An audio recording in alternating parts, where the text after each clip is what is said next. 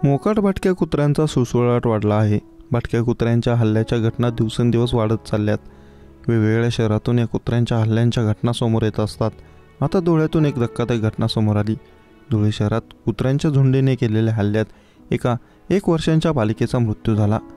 धुळे शहरातील बोरसेनगर परिसरातील ही घटना असून खुशी तेजाब रहाशे असे या 1 वर्षाच्या मुलीचे नाव आहे। नंदुरबार जिल्ह्यातून बांधकाम मजुरीसाठी आलेले तेजाब रहाशे यांचं कुटुंब धुळ्यात बोरसेनगरमधील एका पत्र्याच्या झोपडीत राहत होतं। खुशीची आई पहाटे प्रांतविधीसाठी बाहेर गेलेली असताना खुशी तिच्या भावासोबत घरात झोपलेली होती। यावेळी अचानक 4 ते 5 कुत्र्यांनी बांधकाम सुरू असलेल्या घरात प्रवेश करत खुशीवर हल्ला केला। कुत्र्यांच्या झुंडीने खुशीच्या शरीराचे लचके तोडले, तिला परपटत नेलं। खुशीची आई प्रमिला घरी परतल्यानंतर तिने खुशीला कुत्र्यांपासून सोडवलं। यावेळी खुशीच्या आईवडिलांनी तात्काळ तिला धुळ्यातील शासकीय जिल्हा रुग्णालयात दाखल केलं, मात्र उपचार सुरू असताना डॉक्टरांनी तिला मृत घोषित केलं। लहान बालकांवर भटक्या कुत्र्यांनी हल्ला केल्याची गेल्या आठवड्यातील ही दुसरी घटना आहे। धुळे शहरात मोठ्या प्रमाणात मोकाट कुत्र्यांच्या संख्या वाढू लागल्या आहेत। महिन्याला 500हून अधिक कुत्र्यांच्या हल्ल्याच्या घटना घडत आहेत।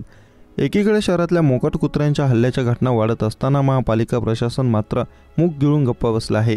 कुत्र्यांच्या नसबंदीसाठी टेंडर काढलं असून आचारसंहिता संपल्यानंतर कारवाई करू अशी महापालिका प्रशासनाचे म्हणणं आहे। महापालिका प्रशासनाच्या उदासीनतेमुळे शहरात कुत्र्यांची संख्या वाढली, त्यामुळे आणखी किती बालकांचा बळी जाण्याचे महापालिका प्रशासन वाट पाहणार असेल असा सवाल नागरिक विचारत आहेत।